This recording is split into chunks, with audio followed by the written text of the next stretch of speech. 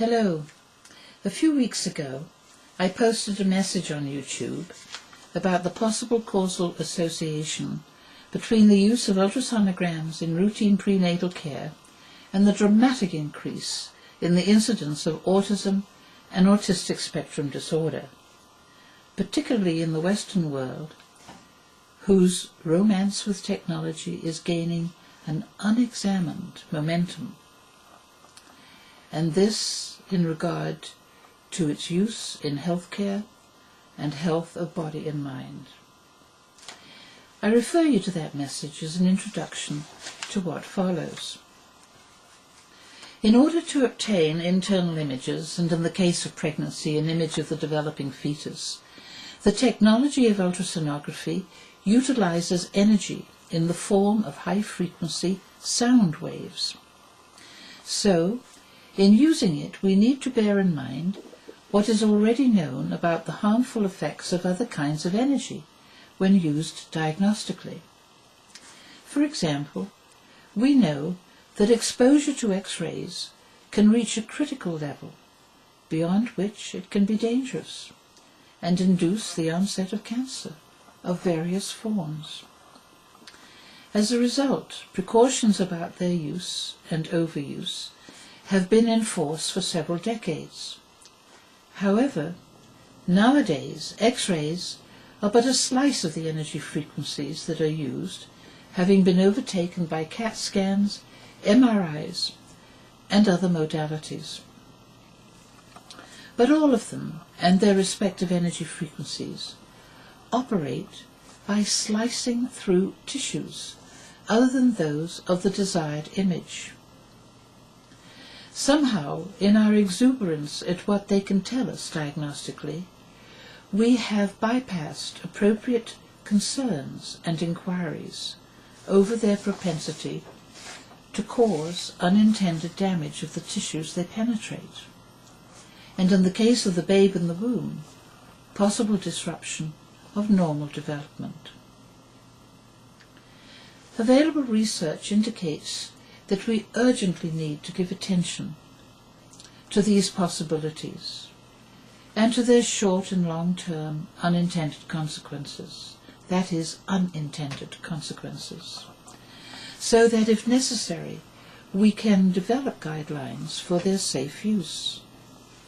For example, a recent study revealed that children exposed to repeated CAT scans have a higher incidence of cancer, resulting in approximately 500 deaths per year in the United States. On a similar note, the reported increase in the incidence of thyroid cancer in women could be related to the use of ultrasonograms in pregnancy and/or repeated mammograms, which makes of the recent recommendations for less frequent mammograms more welcome than the initial response of indignation at the perceived downgrading of importance of women's health. Furthermore, evidence of the damaging effects of the pervasive technology in everyday use, namely computers, cell phones, video games, etc., comes from the Neuroscience Laboratory at Oxford University in England, which is one of the most prestigious in the world. Dr. Susan Greenfield, the director of the lab, states, and I quote, "Technology is molding a generation of children unable to think for themselves or empathize with others," and asks, "Is it time to switch off? Because the young are destined to lose an awareness of who and what they are." She traces these effects to changes in the nerve circuitries in the brain and the consequent changes in brain chemistry. The brain, she says, is exquisitely malleable, and a significant alteration in our environment has consequences not only for the individual, but for society at large. She asserts that the time is now to explore the impacts of these technologies, to which I would add the urgency to determine the effects of ultrasonograms on the developing fetus. I reiterate what I stated in my previous message, that there is incontrovertible evidence that nerve circuitries in the brains of children with autism, autistic spectrum disorders, and other conditions have been interrupted and changed. Her thoughts and mine are mirrored in the growing awareness that electronic socializing is regressive in terms of productive, engaged, and empathic human interchange. In a recent poll reported on ABC television in the United States on December 28, 2009, which is just 3 weeks ago, 38% of respondents said they wished that is communication technology, would all go away. It, of course, could also be interpreted as information technology, which it is in Europe. Well, we know that it won't all go away anytime soon. But if we are truly committed to the ennoblement,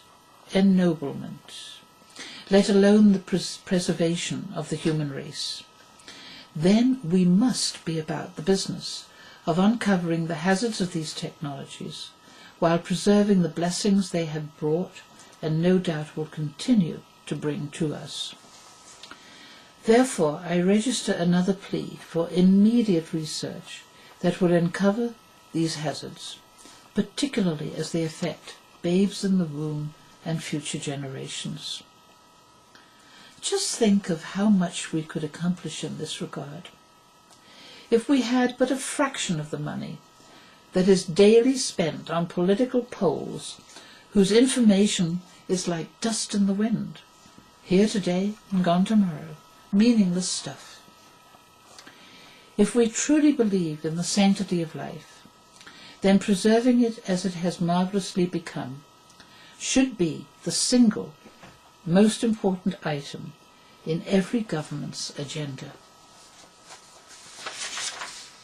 Thank you for listening, and please do whatever you can to bring consciousness in the general population about the dangers of all of these things, and press for research to elucidate what they are so that we can prevent their harmful effects. Thank you very much.